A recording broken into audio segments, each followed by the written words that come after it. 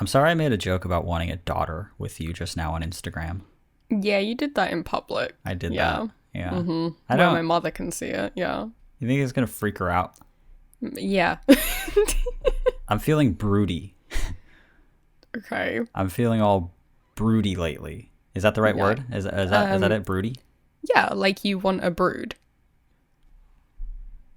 A brood. Yeah, that makes sense. Do you know what a brood is? You can't just start the music when you don't know the answer to the question. And then I brood. Oh my god. And then I'm rude. And then I want a child with you. Yeah, daughter. I want to name her Amelia. Fuck yeah. I'd like to go on record to say I don't actually want a daughter. I'm not yet done having no kids. I'm not nearly done having no children. I'd like to enjoy the fruits of not having any fruits of my loins. Yes. Yeah, I'd like to enjoy the fruits of my life before I enjoy the fruits of my loins for a while more, please. I don't like that term. The fruits of my loins? Yeah. Like my loins created children and they're the fruits of my labor. Yeah. Yes, I guess so. Because sex is labor intensive. Oh my god. I have exercise intolerance. So, of course it's... Actually sets off a panic response. It sets off I'm oversensitized lately, so of course the fruits of my knowledge, really. You gotta be smart. Gotta be smart to have sex. The fruits of my loom. Yeah. That's nothing. That's just a t-shirt brand. Yeah, it's a t-shirt and underwear brand. It's a bad t-shirt and bad underwear brand. We just ruined any chance of sponsorship there. Welcome to All the Space in Between. My name is Mitch. My name is Billy. Welcome to another episode of our little podcast, All the Space in Between. Don't say it like that. I'm trying to appeal to the Gen Z crowd. All right. You can't see it because I'm on cam with Billy, but I now have like it's like a handgun, right? It's like my thumb and my index fingers out, and I'm just kind of like talking like that at you the whole time. Yeah, but it's very loose. You do a very loose wrist. Which thankfully you have already. I can't tighten these things up if I wanted, but like this. So blah blah blah blah blah blah like that. I feel like I'm still doing it wrong. I think it's close enough. Okay. I've seen my sister does it all the time. Yeah, I was going to say, we'll have to ask your sister. Yeah. Am I doing that hand thing right? It feels like I'm always talking down at somebody if I do that. Which makes sense. It feels like the Gen Z is talking down at me. And so they should. They say, stop wanting a daughter. You're barely a son. Now, my mom would really, really like if I had kids too, but she doesn't understand how broken my brain is. Oh. She hasn't fully grasped yet that I can barely like pay my taxes. So how am I going to bring a child? I would literally never bring a child into this world unless they... Well, I was going to say unless they helped me with my taxes, but they totally would. They would give you a tax break. Yeah, if that's helping. Well, now I was thinking about little Amelia is going to be more useful than we thought. Why is she called Amelia? Because it's a beautiful name. No. Amelia Welling. Of course it is. Absolutely, it's a beautiful name. Oh, so she's getting your name. Okay, that's fine. Aren't you getting my name? Aren't you going to be Billy Welling? God, what a bad name. That's my uncle's name, first of all. I don't think you can take that. There's no way you can take that from him. We got 3 questions on the show. This is an advice. Let me start from the beginning. Okay. I don't want a daughter. Oh. This is an advice podcast, by the way. It is. 3 questions every episode. Not true. But we try to get to 3 questions every single episode. You send in your pickly predicaments, your kosher conundrums, any pickle that you might be in, and we do our darndest to answer them on the show and give very genuine advice. You know, for a stint there was a stint there where we kind of became known as like a kind of a gross little shit and piss podcast. We did have quite a long runtime, a lot of shit, a lot of piss, the occasional bit of vomit. Yeah. It was like sometimes cum. Sometimes it was a cummy little show. Yeah. Yeah, like a lot of different bodily fluids were going on, and that has. Yeah. It's absolutely a phase. It's like we've exited that phase now. Because this is like our I don't know how many episodes in a row that we just happen to have not picked those questions? Yeah. Or gotten that many questions? I think we haven't gotten them. Maybe it's you who isn't shitting and cumming yourself anymore. At the same time. And then immediately taking your phone shumming. out. You need to shum more, and then you need to email me immediately about it. We got 3 questions on the show. And we got a... we don't have like really a start question and an art question and a fart question. We got no fart questions, but we do have a start question. And then we do have 2 art questions. Would you call these 2 at the end art questions? Kind of. Okay. Yeah. Shall we jump right into it? Yeah. Okay. I'll read this first one. It says, it's titled, "Should I catfish the Catfish TV show so that I can meet my online friends?" And it says, "Howdy, Mitchie and Billiel." The subject line kind of says it all, but I recently watched a Catfish TV show marathon against my will, and it had me thinking. I'm sure some cases on the show are real, but some definitely seem fake. Do you think if I made up a good enough story, Neve would fall for it and set me up to meet my online friends? It seems like we need a reason to all meet up in person, and I think a TV show would be a great excuse. Thank you for reading. You both are the most serious and wise advice givers, so any help in creating this lie is appreciated. Love." I almost said their name. Love this person's name. I was halfway through it. Love. Jesus, you almost got me there. P.S. I love you both and your art deeply. Thanks for all that you do. And happy birthday, Mitch, in case this gets stuck in backlog. My birthday's in July, by the way. So they're... They said this 3.5 months early. They were really trying to just be like, I don't want to miss it. I don't want to be a B word about all this thing. I don't want to... sent 5 days ago, and my birthday's in July. Yeah. But thank you. Thank you for that. Yeah. Well, I'll be grateful. So, how much Catfish have you watched? Very, very little. I've watched very, very a lot. I know you have. I've watched of entire Catfish episodes, maybe 3. Jesus. With you? With me? Yeah. I don't even remember. I've seen so many that I don't really remember watching them with you. Like, I have a stronger memory watching them alone. You showed me one because you were like, this one was really out of hand. It was like this guy who was like, I guess he was pretending to be some kind of like rapper or something. Oh, that's the one where Neve threw the phone in the ocean. Yeah, well, that Neve one threw the phone. Well, that one just kicks ass. Yeah, you showed me that one. Neve went I think that full yeah. Dom in that episode. Sorry, I keep talking over you. I'm hard and shaking, but sorry, I'm in Dom mode. Yeah, Neve took the phone, took an iPhone, just threw it into the thing, and then the producer, they were like on like a pier or something like that. They were like on a dock, and Neve took the phone, and he said something like, "Oh, that's a cool phone. Can I see it?" Like, what is?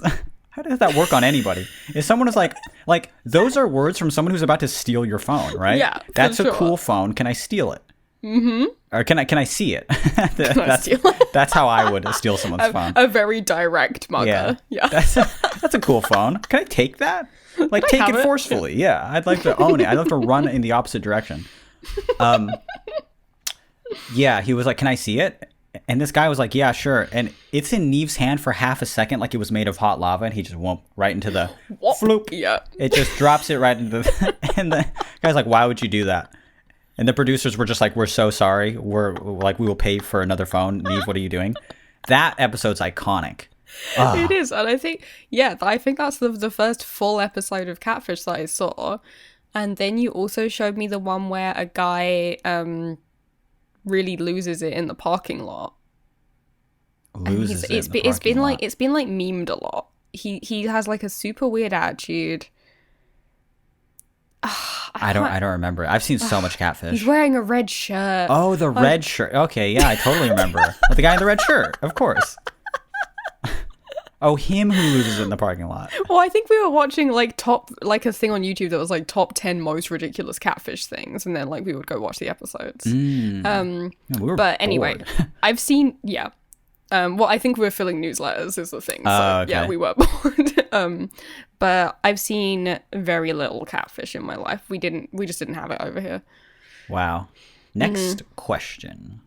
No. I believe you've got this one. The question was not, have we seen catfish? Have you seen the catfish question in an was, how email? many people have told you that you look exactly like Neve, the presenter of Catfish? So many people, and I'm just telling you right now, we don't look that much alike. My sister even, I did say that I'm bringing her up on the show, but texted me like a year or so ago being like, I just watched Catfish and like Mitch looks exactly like the guy from Hold on. Did she say this after she met me in person? Yeah. Uh-oh, what if I do look like him? Well, first of all, Neve's pretty hot, but at the same time, didn't he like punch a woman? Oh my god, I don't know. Neve definitely, like, not to bring up old news, but Jesus, he punched a woman. Oh, so, Jesus Christ. Okay. Yeah, everyone made a big stink out of it, but he did kind of deck a. Oh, don't say that. Okay. Don't say that. Absolutely. Finally, someone sticks up for us men. I'm gonna kill you. Neve hit a woman, I think. Oh god. But then I don't know. He had some like explanation for this thing. But I just remember hearing a lot years ago, like during the Tumblr era. Mm-hmm. And I looked it up, and he had like addressed it. Mm-hmm. And he's like, yeah. Okay. So that was his only response. Yeah. Yeah. Yeah. Yes. I did that. I didn't, and I did it, and Max did not do it. And Max should be the host of Catfish. Oh god. Assuming they're still doing Catfish, they're still making Catfish episodes? I guess. I don't know. Okay. I would say absolutely try and be on Catfish. What else do you have going for you? In fact, sorry, I'm talking so much right now. But we know who this person is. Mm-hmm. And we know the friend group online that they're trying to meet. Mm-hmm. Yeah, get on Catfish. That would be really funny. I think it will be really funny, and I think that you could definitely do it. I think you could do it. You could for sure do it. You have to pretend to be in love with one of them. Easy. Or, okay. If we're actually forming something, let's actually form a plan for them. Okay. You're in this, like, polycule. Oh my with god. all of them. Oh, jeez. Okay. And you're in this long-distance poly relationship, and you're like, Neve, check this out. I don't know if fucking any of them are real. We got to meet them all. We got to gather us all at a theme park that MTV pays for. Post-panty, baby. We gotta meet them at Six Flags. We gotta meet at Six Flags, Neve. And you gotta make sure everyone there is vaccinated, obviously. You can somehow swing us to the front of the line. Yeah, everyone in the polycule. Yes. Everyone in the group DM polycule. I for sure think you could do it because some of the stories on Catfish are fake, as in the producers have written it, I think. Mm-hmm. Oh, but definitely. some of them are fake in that the person is pretending. Mm-hmm. For sure. Like, they either know it's a catfish or they kind of know that it's not and they just want to meet the person and be on TV. Right. I think there's many different kinds of fake, so I think that, like, they do not have an extensive vetting process, I don't think. They don't really care, even. They don't like, particularly care if it's real. Exactly. They don't really care if it's real. And I think that if you were like, here, this will be a wacky one because it's a polycule. I've been in an online relationship with this whole group of people. Yeah, or however, yeah. And we're all so in love, and but we started talking during the pandemic. Mm-hmm. And now toward the end of it, if MTV could swing me to the front of the line, both at Six Flags, but also for a vax, just so we can film this shit, that would be dope. I think that would actually work. And in fact, I happen to know as a fact that MTV is like faking like most of Catfish because Nikki, my ex-girlfriend Nikki, whom I love and adore, God, I miss her.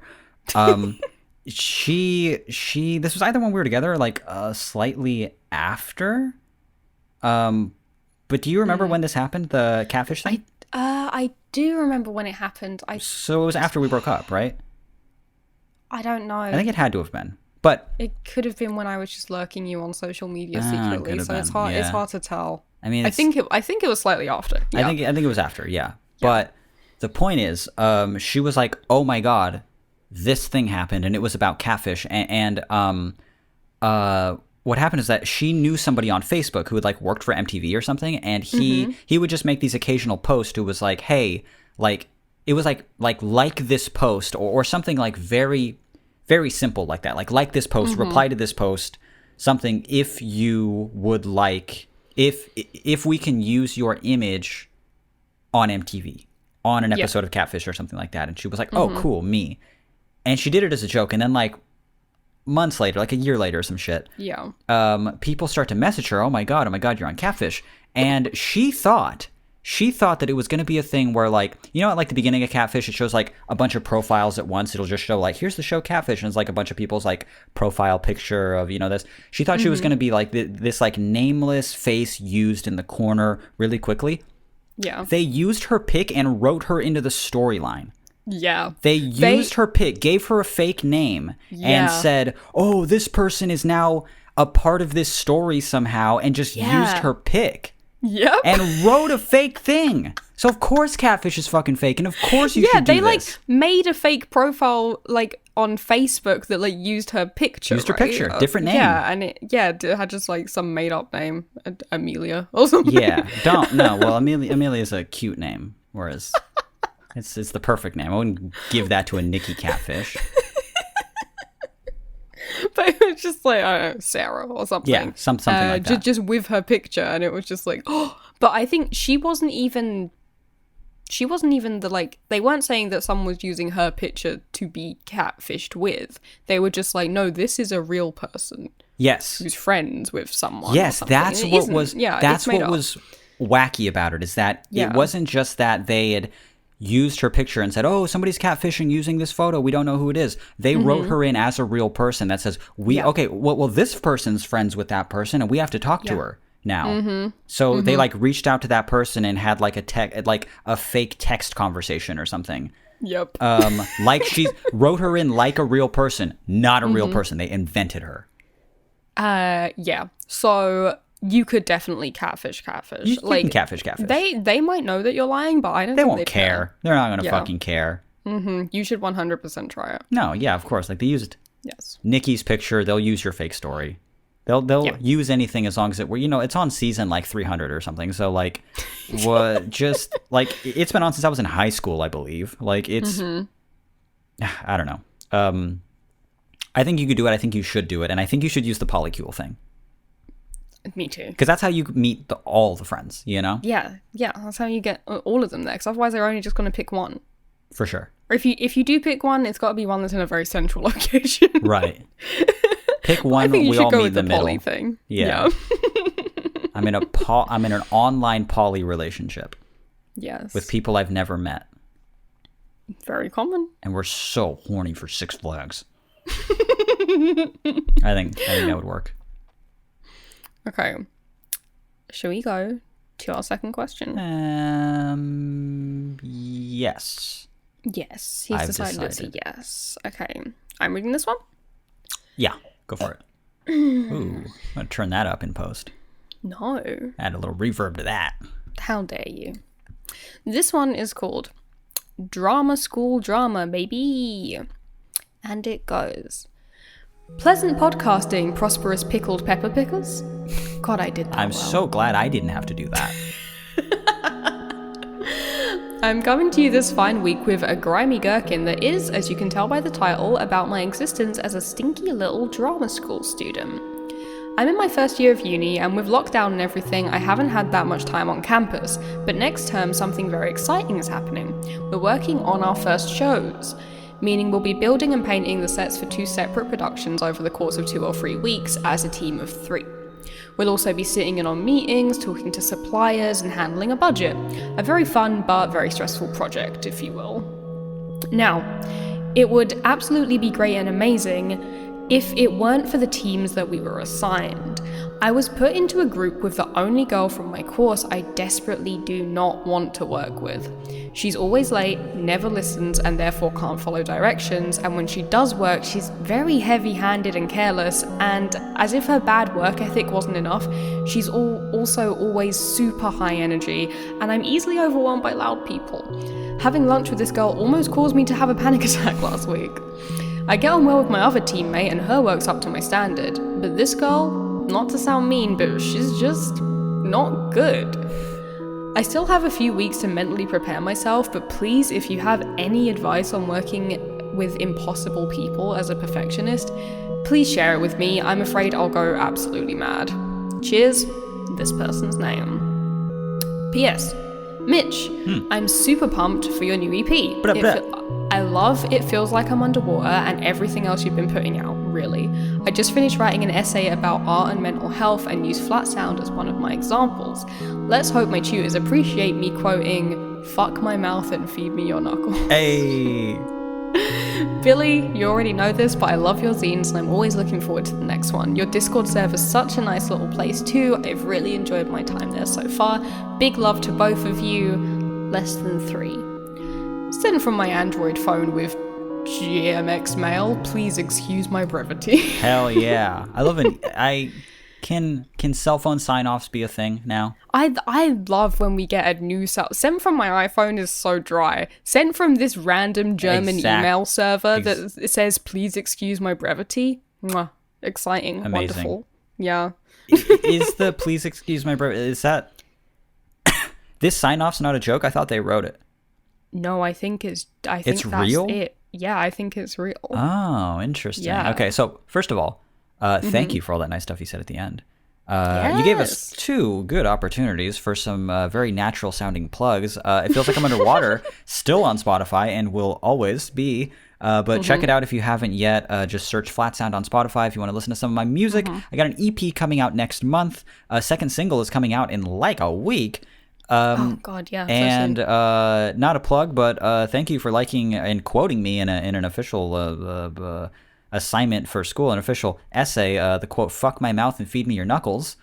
One of your best lines. Absolutely, I'm proud of it, and I want you to show it to other people. Yes. That's really cool of you. Thank you. Thank you also for saying that my Discord is a nice place. I'm really glad you're enjoying it. That's your plug. Yeah. I have a Discord. I said this maybe last week, maybe the week before. Yeah. I set up a Discord this month for my patrons, and it's my favorite place to hang out online now. Like, I don't go anywhere else, basically. It's really, really good, and you can join it from any tier on my Patreon, which is patreon.com/BLSSM. Also, if you sign up now, as in soon after this episode comes out, I'm putting out a new zine on the 1st. So if you sign up before the end of the 31st, you will get that zine in the mail. If you sign up to one of the physical tiers, it is printed and it is hand-stitched and it has some beautiful analog photographs in it, and it'll be sent right to your door from my hands. Absolutely gorgeous. Patreon.com/BLSSM. Yeah. Good. Get some zines, get some Discords. Yeah. Speaking of sending stuff out in the mail, I lagged on my physical newsletter because everything went wrong with mine. Everything. I only got them out the door. Just got them out the door fucking yesterday. Working so hard, staying up late at night because everything went wrong. From the company that printed the die cut sticker. Then I had to go with somebody else. And then I thought that I bought fucking stamps from USPS, but it turned, like, even though I did it in front of you and Brooke, I actually didn't do it, and they never showed up, so I had to buy more. And so you never clicked confirm on the checkout page. I guess I've never done anything like that. And then I bought paper, which didn't end up showing up, so I had to buy it again, even though it said it was like sent out, but it just never got here. And then my printer busted. Yep. And so I was like, okay, I have to manually, my printer's now broken and it's not printing envelopes, so I have to cut out every address by hand and tape it to the actual envelope itself, and I couldn't find the paper cutter. And every single step of it was it usually does not take this long. Literally, something went wrong with every single bit of it. Every step. But if you're It's done now. if you're on my Patreon and you're on the $8 tier and I charged for this month, so it would be at the very end of last month if you were a patron. Then yeah, you can expect one in the mail soon. They're all sent out. Yes. I even did a thing. Okay, hold on a second. We're gonna get into this. We have some time to blow. I did a thing. When I was all done with everything, some of them printed, some of them didn't, and I hand cut everything. And then I counted them 1, 2, 3. I have like about 200. It was like 190 something to send out, right? Oh my god, I forgot about this. Yeah. And I get to the end of it, and I'm off by about 3. Yeah. And I go, must have miscounted. 1, 2, 3, 4. I count it 2 more times. I'm off by 3. Yeah. And I go, what the fuck? It's 3 off? And I just thought like, okay, just send it out anyway, and whoever doesn't get it will just, no, don't do that. Just, okay, how can I solve this? They're not in order anymore because I've just been counting them and throwing them into boxes and then emptying the box and throwing them into the boxes. They're not, I've shuffled this deck, you know? So instead what I did is I took the document on my computer that was printing out everybody's addresses, and one by one I would pull out an envelope and I'd say, this person's name is this. I'd search their name, Control F, search their name, find it in the thing, and paste a giant check mark next to their name. I did this individually for every person because the thing in my logic behind that was I'm going to get to the end of it, and whoever doesn't have a check, I somehow didn't print their thing, and it didn't make it to an envelope. Yeah. So I did all of that. I get to the bottom. It took an hour and a half, and I start scrolling through the document. Who doesn't have a check? Who doesn't have a check? Everybody had a check. And literally I had just miscounted every time. You'd miscounted 3 times. And I was like, I just want these to go out. I just want these to go out now. And I just want to watch like something on like Hulu and not think about this right now. So we work hard for these little things we send out in the mail. Yeah, a surprising amount of work. And Billy's is especially beautiful. It is just, like mine has like a bunch of like flat sound info and a sticker and all that stuff, but your zines are incredible. So really, patreon.com/BLSSM if you want to join Billy's Discord or get a zine in the mail or do anything like that. I think it's really worth looking at. Thank you. Shout out to this person who set us up for a nice plug. Hell yeah. A quick rundown because I just did like a whole bunch of talking. Went off, yeah. Drama School Drama. You are in a group project. You are a perfectionist yourself, and one person in the group is just rubs you the wrong way. You don't like how they work. You don't like how they are in the group. You don't like anything about them. Don't like the work that they do. When they actually do work, it sucks. Yeah. And is rushed, and they're loud and abrasive, and you don't get along with them. How do you get through this project? You went to art school. I did. And you worked with other people. Situation. Yeah. I didn't want to. They made me. I avoided it at every single point that I could avoid it at. Right. Like, they'd give us group projects where they would just like make a virtual photography experience, stitching all these different elements together from the 5 different photographers in your group. And I was like, no. I will be taking on that whole thing by myself purely so I don't have to fucking talk to anyone. Right. Which is insane because it was so much more work, but I was just like, I don't want to talk to anyone. But eventually, at some point, you hit a point where they're like, no, you have to do it as a group to get the marks on this assignment. Yeah. You must. And I'm like, okay, if I must. And I had a project where we had to do something for a non-profit, and we had to find a non-profit or organization to do some work for. We had to produce something for them, and we decided that we would do a video plus a zine. And it was one person's job to make the connections with the organization, one person's job to make the video, one person's job to take the photographs and put them in the zine. Okay. And someone else is to oversee the whole thing and do the budgeting. So it was 4 people. How many of those jobs do you think I ended up doing? Now, you should have just done the photography and the zine, obviously. Yeah. That would have been where you comfortably wedged yourself into that thing. I'll do all of this, and then everybody will do their job, and then we'll just be fine. I think you did photo and video, and you were overwhelmed the whole time. I did the charity contact. Oh, God. I did the video. Okay. And I did the like financial organization. You didn't I did everything apart from the photos and the scene. Oh, why? But to be fair, it's a photography course. Everyone's a photographer. Oh, okay. So Yeah. that's the easiest bit. Like, I was the only one who could do video, and they all had fucking stupid ideas for the what organization we should pick. So I ended up picking like a local one that I already knew, and. Because half of our group, the other two people in the group, literally did nothing, to the point where like they'd go and take photos, and then the photos would be so shit and unusable that we'd have to be like, okay, well, someone else go take them again then. Oh my God! In a photography course? Yeah. Okay. Like, they'd just be taken in the worst quality and be badly taken and like underexposed, even though it was daytime. We'd be like, okay, someone else go do this again. How did you even do this? Yeah, and then the other person in charge of financing would like do a spreadsheet where they like forgot half of the things and the stuff didn't add up right and blah blah. So I was like, okay, I guess I'll just redo this as well. And here's what you do, because a lot of the time you get appraised as a group, which is very unfortunate. So you kind of need the overall. If I was only being judged on my work, I would have just done the video and been like, fuck, the rest of it is just going to be bad. But you get judged on the whole thing, so you want the whole thing to be good.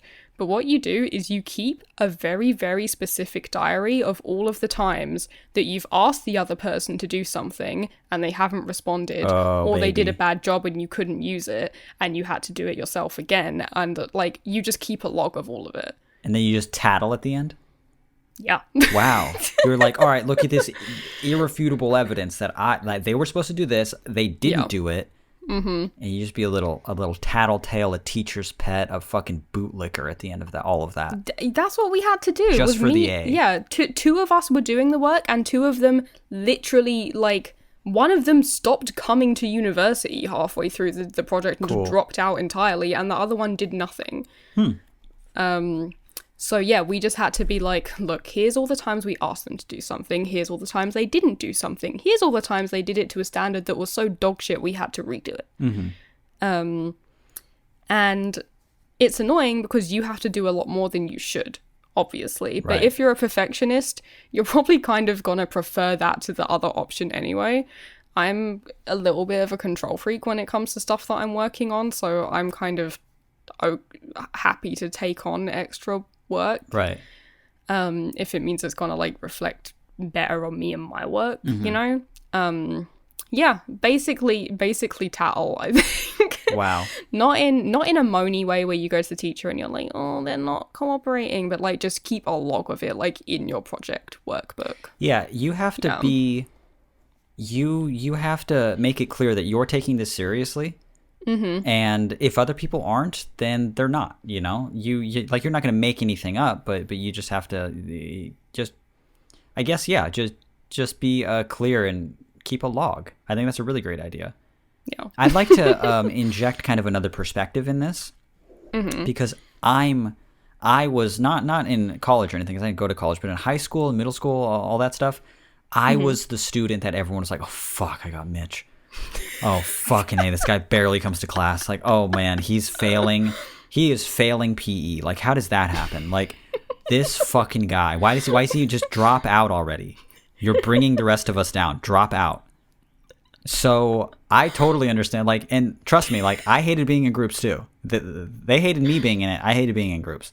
Granted, a lot of mine was like social anxiety, but not by a long shot. Like, seriously, like, it wasn't most of it. Most of it was I didn't want to fucking be there, and I hated it, so I didn't do it. And I openly didn't give a fuck about other people. So, middle school, high school, you know, that whole thing. Any project with me, it's like a guaranteed fucking nightmare. Sometimes I would even be in projects with like close friends, like best friends, and I would still fuck them over in the end. Oh my God. I would just like be like, I got it, dude. I fucking got it. Yeah. That day, don't show up to fucking class. Oh my God. I got the presentation, man. I got it. I totally got it. Fucking don't show up for 3 days. and Will just they call you out? Yeah, of course. Of course, Matt called me out like crazy. He'd be like, "The fuck are you doing, dude?" Like, and I was like, I didn't want to do it, is the thing. I lied so I could buy more time to not do it, you know? Like, I was terrible. So it like wasn't until I became like an adult, and I don't even mean like 18 because I was still like horrible then. But Yeah. I mean like 20, in my 20s at least, that I started to like take on like bigger projects and started to want to do things with other people and other artists and stuff. And then I started becoming really disappointed because suddenly I'm like chasing something I'm really passionate about. So I want to put in a bunch of extra fucking work, and I want to go all out, and I want like the tapes to be as good as possible, and I want the release to be as good as possible. And people wouldn't match my energy a lot of the times. And I would just get really disappointed in the end. But even that wasn't for like a grade. No. That was just for like something that I was doing, you know, like it's, Yeah. So, But it's something that you're passionate about, though. And I think that's like a big difference between like high school and doing university, especially university over here, which I know is where this person goes, because you only do the one subject and nothing else. So Yeah. it's very, very much just like a passion thing, you know? Yeah, you have to really be into it to be like pursuing it like that. Like, you know, like it's not being, like forced into being in a high school class or even taking a, like a gen ed fucking, course, you know? Yeah. Here. This is like art school. You don't fucking have to be there. No. So it's weird to me when people are there and they're like half-assing it. Yeah. Yeah. I was like, why did you don't go? Just don't come. What the fuck? It's so easy to not go to You're kind of bad at art. Like, what are you doing here?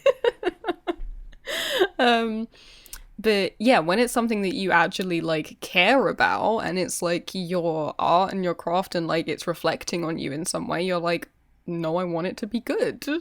I want everyone to like match that energy. Right. Yeah. Okay, so condensing down our advice to wrap this up, put a pretty little bow on it. They say, I still have a few weeks to mentally prepare myself, but please, if you have any advice on working with impossible people as a perfectionist, please share it with me. I'm afraid I'll go absolutely mad. I would not be afraid of like putting your foot down and being like really work oriented and trying to get as much done and asking a lot of this person, because who gives a fuck if they don't like you? And two, when you're done with that class and you're like moving on with your art career and you're doing whatever, you're not going to think back and be like, gee, I sure was kind of mean to that person. What if they don't like me? Who cares, right? They're in a group project with you, and you should just be very vocal and be like, I want to do really good at this. So I would like us all to work together. As far as them being loud and very, I'm trying to see how they worded it. They're super high energy. And loud, and God, she's also very heavy-handed and careless, and has bad work ethic, and is just not good at art. That's a shit teammate. Try and like if they're not that into the project, try and just do most of it. Yeah. If they're not that into it, you can just you could just say, you know what, I'm kind of like I'm kind of a perfectionist. I'm kind of a workhorse, yeah. I'm a bit of a workhorse, so forgive me for this, but I'd like you to do good, and currently you're doing like dog shit, so maybe do better than dog shit. Maybe at least do like horse shit. Something that it smells just a little bit less putrid than what you're doing, like cow shit. God. Work our way up to just manure. Yeah. At least then we can plant a fucking garden with manure. Oh my god. But we're currently working with dog shit right now. We have to work that up to cow shit. How about that? To something useful. Yeah. That plant's a goddamn garden. That's actually beautiful. Anything else to add here? I think that's pretty solidly covered. Okay. Yeah. Yeah. I mean, the one thing I'd say is like, you know, when they get you to do group projects and stuff, they're always like, well, in the real world, you won't get to pick who you work with, which is kind of half a lie, because you kind of do a lot of the time. You almost always do, yeah. Yeah, but like most of the time I think is when you are like, you know, if you went on to work in a theater or something, you encounter this problem less because people like that don't last long in those kind of jobs.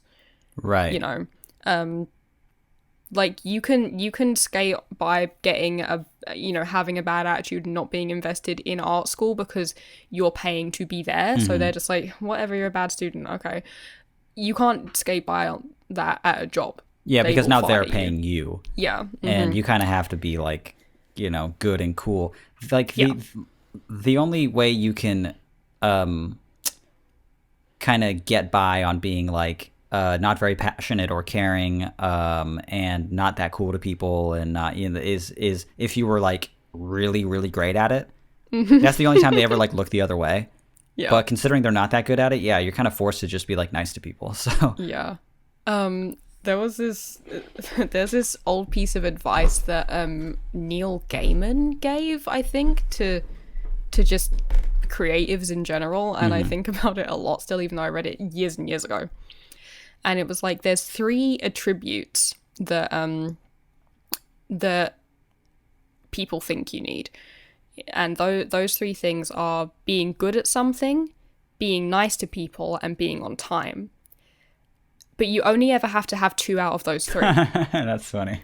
Because if you're not good at something, but you're nice and on time, they'll forgive that. Right. If you're good at something and on time, but you're a dick, they'll forgive that. Mm-hmm. And if you're good at something and nice to people, but not on time, they'll forgive that. Mm-hmm. But you have to have 2 out of the 3. Wow. You can't have 1 or less. You can't just be bad at all of those things. Huh. That's funny. Yeah. Yeah, it checks out too. I'm never on time, so I have to be very nice and talented. That's Mm-hmm. That's the only reason that I'm nice to people, actually. You think it's funny that we're both kind of perceived sometimes being like mean online? Yeah. It is, isn't that just like kind of funny, because you and I, to me, we're like absurdly nice to we're like too nice to too many people. It's very taxing to me to be so nice to some of these fucking people. Yeah. And you as well, but you'll like put your foot down a lot more than I do. Yes. I love that about you. I seriously, Thank you. I want that so bad. I very rarely put my foot down, and like when I finally do, it's been like bubbling up inside me for so long that it just like feels like explosive, like it feels like it feels like inappropriate, I don't so much put my foot down to slam it through the floor. Exactly. I have to hit a point where I finally put it down, and then all of a sudden it feels like because it's been cooped up for so long that it feels like inappropriate suddenly, because I was acting fine for so long, and then finally I'm just like, ah, and they're just like, Jesus, because from their perspective I was normal angry, like it wasn't just leading up to something gradually. That's a fucking flaw. Yeah, you're much better at that than I do. No, it's not good for anybody involved. Yeah. Yeah, I think to be fair, people think that I'm mean in real life sometimes as well, but usually only ever through some kind of like misunderstanding, right? Or something where it's just like, a lot of people mistake having boundaries online for being mean, Yeah. And there's this kind of pressure to, when you've got like an online audience, be nice to everyone on it all of the time, and that's just not feasible. Yeah, it's not realistic at all. Anyway, we're getting on some whole shit here. We got one more question that I would like to get to. Yes. And let's just jump right into it. It's called Help in the Art of Transforming. And it says, Hi, Billy and Mitch. I hope you are doing well. I am a current junior in art school. Very art episode this time. And in fact, this question in particular, super. It's probably our most art question of all time. And it says, I am a current junior in art school, approaching my senior year, and then, as we all do, approach the real world. But I had a question about a specific project and a broader one about multimedia art. Mitch, I absolutely loved your 1833 Oatberry project. I am a illustration/fibers major with an interest in installation art and nature art, but I've never seen anything like that project before. I would love to hear about the process of making phone art and recording voicemails. I've Googled everything about that art form and can't seem to find resources on how to execute it. Also, to both of you, your artistic practice is so inspiring. You both have mediums that you utilize, photography, music, but stretch the meaning and intention of that medium. Billy, along with shooting film, you transform work into zines, digital collages, videos, etc. Mitch, you use your sound knowledge to record poetry, sound samples, and performance pieces, etc. I was wondering, as practicing artists, how do you keep your brand consistent while branching out to new applications of your mediums? And does that help or hurt you in the art world? Much love, and thanks to the two of you. I hope your 2021 has been kind to you so far. This person's name. And they also said, I would love an automated response if one shows up. It did not. And P.S. I've been listening to this podcast even before I started art college, so to finally work up the courage to send in an email is so emotional. The amount of times I've played this podcast out loud with my friends while painting or creating in academic art halls or hanging out in dorms is insane. Thank you for being part of my soundtrack to my coming-of-age years. I feel like both of you are graduating with me. That's so sweet. It's very, very sweet. In fact, that's so cute. I think possibly we give them a round of applause. God, okay. And you know what? Let's give me a round of applause for graduating art school. There we go. I'm graduating with them. I really am. I didn't go to college, okay? So it really means a lot that you're graduating this person's art school with them. At 30, I think it's time that I finally say fuck it and I take the diploma from somebody else. Yeah, it's time after hitting 600,000 monthly listeners on Spotify. Can I get a round of applause for hitting 600,000 monthly listeners on Spotify because that dude on TikTok had a weird self-promo and included me in it? Shouts to him, obviously, but like that, the ending of that TikTok was like, wait, this was self-promo the whole time? Okay, thank you, I guess. Okay, thanks that you included me. Yeah, you put me ahead of Harry Styles. That's pretty cool. Yeah, I'd like this person to be sort of like that diploma's gonna go. It'll be in their hands for but a second while they hand it to me. It'll be handed to them, and then it'll be handed to me, and I'll say thank you. I'm glad that I majored in illustration and fiber. My next question: you can major in fiber? Yes. That's really cute. I'd love you to major in illustration. You drew that dog one time. That was really good. That dog was pretty cool. That was amazing, actually. Let me include the dog right here. All right, there he is. So on the website, if you go to allthespaceinbetween.com, you can see that doggy. Or if you're looking at the YouTube video, but I'm taking away right now. One of my favorite drawings ever. He goes hard, man. That dog is like he's just standing there. I know. I just like nose. Hear him in my head, and he sounds like this. Like that. In my head, he sounds like this. Like a cat? That sounded more like a cat. That sounds like it sounded exactly like a cat. Okay. Well, it meant to sound like a crying dog. Well, I can't do that very good. Yeah, I like that. You know what? We're out of time. Sorry to this person. We're gonna head out now. We spent 20 minutes making animal noises. Okay, one at a time for this person. They're in art school. Yeah. Junior in art school, approaching their senior year. Wanted to know more about the 1833 Oatberry project. I was just talking to you about this project before we started recording because I'm constantly wanting to bring it back. Yeah. So for those of you explain it. Yeah. For those of you who weren't around, I had a 1-800 number for a while. It was 1833 Oatberry. And I would just put I would put stuff on it. It started out as kind of like a noise piece. It started out actually kind of funny at first, and it was you and I on it, and then all the stuff started to become very like serious and give life updates and stuff like that. So people could like call an actual number, and then a recording would play, and it would sometimes it would just be noise. Sometimes it would be like an update on my life. Sometimes it would be just like a journal entry almost. Sometimes it would just be like scattered sound and voice clips and then I took it away so that I can pursue this other project, which was that same exact thing, except I was using a physical, like, analog microcassette answering machine in my home, and I did that for a little while, but the only reason I stopped doing that is because it was so fucking difficult. The machines kept breaking. I bought, like, four of them.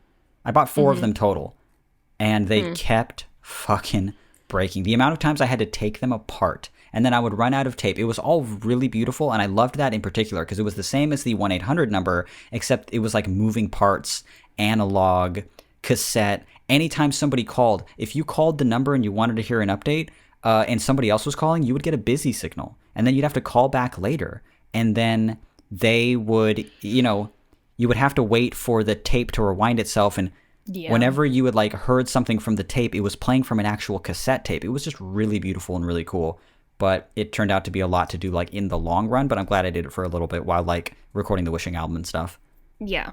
So that was cool. And I'm not like the only person doing art like that. I wasn't inspired by anybody in particular doing it. I do know of this one artist that I'm completely forgetting their name. They did a similar thing like years ago, and I only found out about it when I was researching for this thing. And the idea behind stuff like that from an artistic standpoint is that from communicating with people in physical newsletters to 1-800 numbers to things like that, I always liked the idea of like giving these life updates about my art, my project, or giving noise pieces or creating art or just doing personal communicative stuff like that through outdated mediums. Things that don't need to exist. They needed to exist at the time. Newsletters needed to exist before computers. And 1-800 numbers and hotlines and stuff used to need to exist before the internet and your smartphone and stuff, but they're obscure and they don't need to exist anymore. And then to sort of repurpose them today, but not for any sort of like, not for any kind of like particular commercial or dedicated purpose. Commercial corpus, or for promotion, though I do use them for promotion occasionally. But leaning more toward just like a personal way to communicate with somebody in sort of an archaic way. Yeah, that was kind of the point of those pieces, and it's the reason that I want to bring them back. Even they're just so much work. There's so much work to keep up because something always like busts, something always breaks, and then I needed like an actual like I had to install a dedicated landline in my home. I didn't just have one. It's fucking. It was 2020 or something. Like like it was. I didn't have one. 2019 actually, yeah, and so anyway, yeah, that's just more about that project and why I did it and how I did it. Yeah. And then as far as what else did they actually ask? They were asking, how do you keep your brand consistent while branching out to new applications, and does it help or hurt you in the art world? I've talked a bunch just now. Why don't you take it? Okay. Well, to be fair, I think my practice is like not that varied at the moment. Like, like they're correct. Like, I shoot film and I do transform that into zines. Like, arguably, zine making is a separate practice, and I'm incorporating the two. Arguably, collaging is separate, arguably videos are separate, but the thing is that I make all of those with the photo. Like, I take the photo and then I turn the photo into other things, right? So it's all stemming from the same bit. So to me it's just like that doesn't seem the same as like I don't know, like at some point I want to start making like noise music and sound art, and that's going to have nothing to do with photos. Then that will feel truly like I'm branching out, right? Or I've got some ideas for some like weird, gross, abstract like embroidery fiber things, and that will have nothing to do with photography. And then I'll be like, now I'm doing multi-medium work because it's not stemming from a photograph. At the moment, everything I do is stemming from a photograph. Yeah, or that's a always the camera. Starting route. Yeah, a camera of some kind. Yeah. Do you think it'll be more challenging to then test your brand consistency when you branch out and do things that don't involve a camera at all? Yes. Because I think it's really interesting currently that, your brand consistency, and it's recognizable to me. I see a photo by you and I'm like, that is by you. Oh, thank you. And all the stuff that you've been doing, even for my album artwork and stuff, you've been doing it for a while now, and it's upped my... it's upped the quality of my stuff by a lot. Like, compare anything you've ever even sneezed toward and sneezed in the same room as it just accidentally clicked your shutter, a mistake photo in your phone and then like the cover for 4 Songs for Losing You, you know? It's just like you're better at this than me, and I'm very happy to work together with you in order to, you know. Thank you. That's very flattering. But your stuff is very recognizable to me, and it has a certain feel that I can't do. I'm into photography a little bit, but I can't achieve what you achieve. And it's because you have a particular style that I really like a lot. Thank you.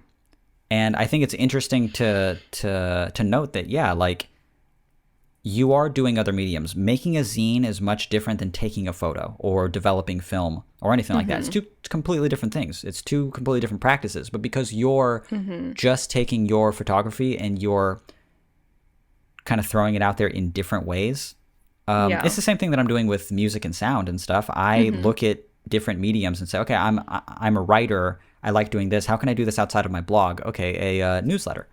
I record noise and sounds and write songs and do this stuff. I'm into audio recording. Yeah. What mediums can I put this on that isn't just like a CD and a vinyl? And it's like, oh, if I hide it in this obscure phone number, or if I put it here instead, or if but that's still the thing I was going to do anyway, presented in a different way, you know? Right. Yeah. And I think that has a lot to do with brand consistency, is that we're just doing the same thing anyway. Yeah. It's still just our thing. Right. We're taking that root thing and just presenting it in some other way, yeah. But the root thing is usually the same. Like I said, I would love to start doing more things that are more different. Because this person does, illustration on the one hand and then fibers on the other hand. You can combine those things. We did look at this person's Instagram. Beautiful. Briefly, and there's some very nice stuff on it. Yeah. And they had some really interesting stuff. Like, they'd made like a blanket and then like done a kind of installation of it on the beach where they then projected a thing. Yeah, something on it that they'd like drawn, like some words they'd drawn. And I think that's a really, really cool way of incorporating both of those things. It's hard to have totally separate practices, and I think in terms of if it helps or hurts you, I don't know. I know some photographers, for example, who have totally different brands for different kinds of photography they do. They'll have one that's like their artistic photography, and they'll have a whole website for that that's called like... I'm trying not to use anyone's real name. Right. They'll have a whole thing for that that's just called Julie Shoots or something. And then they'll have a completely different website, social media account, and name for their wedding photography. I was going to actually say wedding photography like, just then. Yeah, which is called like Julia Rose or something, which sounds a bit more flowery and a bit softer, It's just... And... Wow. It's totally separate. And in that case, that's smart, because wedding photography clients do not give a fuck about your art at all. They don't want... They only want to see your photos of weddings, and that's it. That's it. And vice versa. Art people do not care about your wedding photography. No way. They're both photography, but there's such vastly different applications of them, So in that kind of scenario, it makes sense from a business standpoint for sure.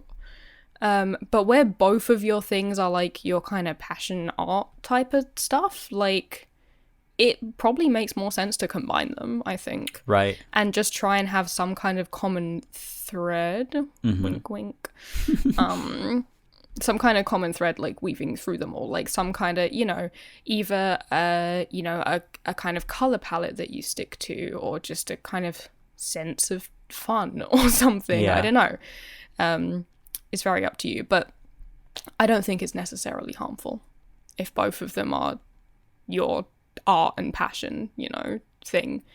Then, yeah, they've both got benefits and drawbacks. Yeah, I'm on their website right now, actually, because when I was looking up their Instagram just now, I realized that they had a website. A lot of this work is really good. And to me, it's very consistent. It all looks like it's from the same artist, and that is good. That is certainly good. I think oftentimes in music, I've had a lot of friends in the past. I've talked about this a bunch in the past, but I had a lot of friends growing up who were like, my music project's going to be different because this song is going to be like metal, but then this song's going to be acoustic, and then this song's going to be like reggae, and this song's going to sound like this. Don't be a jack of all trades, you know? Get good at like the few things that you want to like, you know, like really get good at, and be known for those things and be consistent with it, because there's nothing more useful to you as an artist than someone looking at your work and saying, oh, this is this person. That's that person. And you know, brand consistency is big on that, and that takes, you know, years. It takes years to develop strongly. It's very, very hard for me to like record for Wishing and have it not sound like Flat Sound, vice versa. And in fact, many times I'll record a song, I'll show it to Christian, and he'll say like, I think it's beautiful, but it's not a Wishing song. I think it's a Flat Sound song. And I go, okay, cool. No, I'll just like write a second verse then. And you know, that's happened like more than a handful of times. I have to get into Wishing mode to say like, do something that's particularly this, even though Wishing and Flat Sound, they sound so similar that every time I promote Wishing, there's at least a handful of people who are just like, oh, I thought someone was ripping you off. Oh, you're Wishing. Wow, that makes so much sense, because every time you know, you're on a playlist on Spotify or something, I think like, man, this guy's like biting Mitch. And no, it's Mitch, it's me. But yeah, their website's pretty. Well, it's a cute little minimal website, and their work here looks like it could be like a Fox Academy EP cover, or like a Cave Town style thing. It's very colorful. It's very, you know, like the illustrations on it are cute. If that's your style, should we give this person a shout out? Yeah, let's fucking do it. They did include their Insta handle. Read out the Insta handle. It is, I'm so sorry if I pronounce this wrong, Reagan Strader, which I will spell it out, is REAGAN STRADER.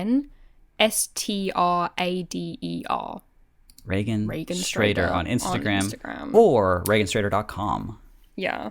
Spelled just like that as well. Yeah, there's some very cute stuff there.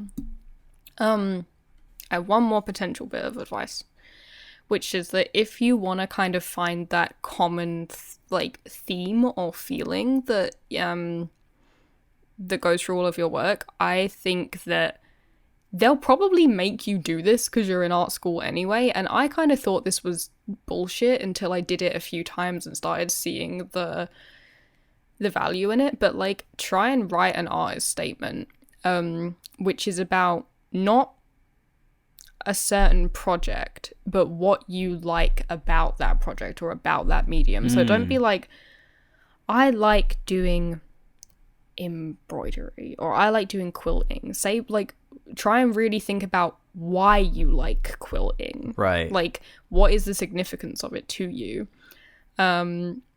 Because if I look at like my photo stuff and my zines, and then even like these ideas I've got brewing for like noise pieces and embroidery stuff and whatever, I can say like, okay, what do all of those things have in common? They've all got like a sense of tangibility to them, a sense of like, I'm touching them with my hands. It's, you know, it's like physically involved in some way, and they're all kind of messy. I'm not ever very concerned with like things being technically correct, technically clean, stuff like that. And yeah, just usually like tangible, kind of messy, kind of dark, not thematically but visually. And I think most of my stuff falls under that umbrella.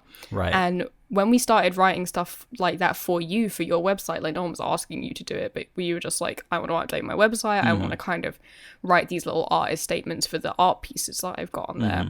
We started to pick out themes, even though we didn't really realize they were there in the first place. Totally. Like the whole thing with like using these outdated modes of communication that used to be used for commercial and advertising things, and then repurposing them to like feel more intimate. Right. Like, I wasn't purposely doing that before I realized that I had already been doing it for a long time. I was like, I guess I do like that. I guess something about that draws me in, and that's what I want to create. Yeah, like, but you could, you're not consciously thinking these things before you make an art piece. Right. But you can kind of look at things you've made and be like, why do I like all these things, and what have they got in common, you know? And I think that can be very helpful. Wow. Good. Let's shake it off of us right now. Getting out of art mode. Getting out of art mode. Piss, shit coming. Fuck. Get me out of here, man. I want to play some fucking video games later. It's a little bit early. It's still light out for me, which means I have time to actually take footage for the YouTube video that isn't just a lamp. That's pretty cool. That's like the best thing about it, like starting to be springtime now, is that we finish podcasting and you don't have to only take footage of a lamp. I'm sure so many people are like, how many fucking lamps do you own? I go, like, literally like 9, dude. It's like literally a lot. At this point, I'm buying new lamps just to film them every I'm week. selling them and buying them. Of course, I'm renting lamps. Can you believe Trading that? them. Yeah. Go on Facebook Marketplace. Anyone want to trade lamps? My podcast is running out of fucking lamps. Is that it? Yeah, Everyone. It's gotta be. Oh my god, thank you so much for listening. This has been All the Space Between. My name is Mitch.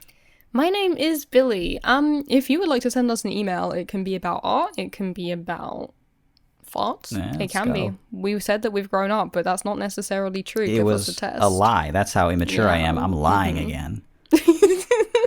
It can be about art, it can be about relationships, it can be about just fucking send us some gossip, man. I don't care. Just send us a fucking email. If it's juicy and we can read it on the show, we probably want to read it on the show. And every single question that we answered today came from the last week. We love a fresh pickle.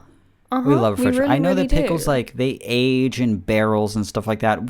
I think we're more into fridge pickles on this show. I want something that's been sitting in the fridge for about a week. You know, I want a little fridge pickle. You're making me hungry. I want to drink a little pickle juice right now. Yeah. Anyway, you can send us an email. You could and should send us an email at.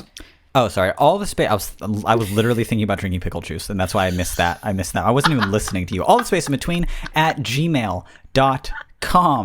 And if you like this podcast, look, we barely ever like post about it or do anything like that. So all the listeners that we've like retained through the couple years that we've had this, and we're steadily growing, that's because of you.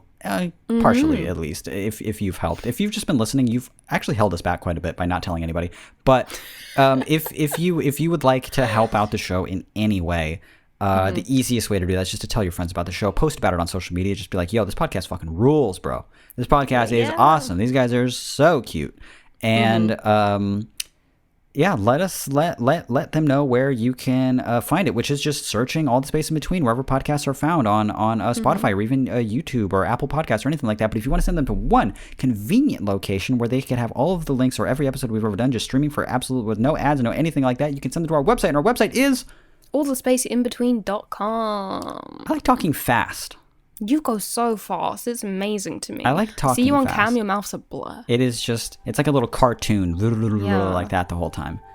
Yeah. I feel like I was going to say something else before the episode ends. I forgot. I love you. Mwah. Love you. New episodes every Monday. Bye-bye.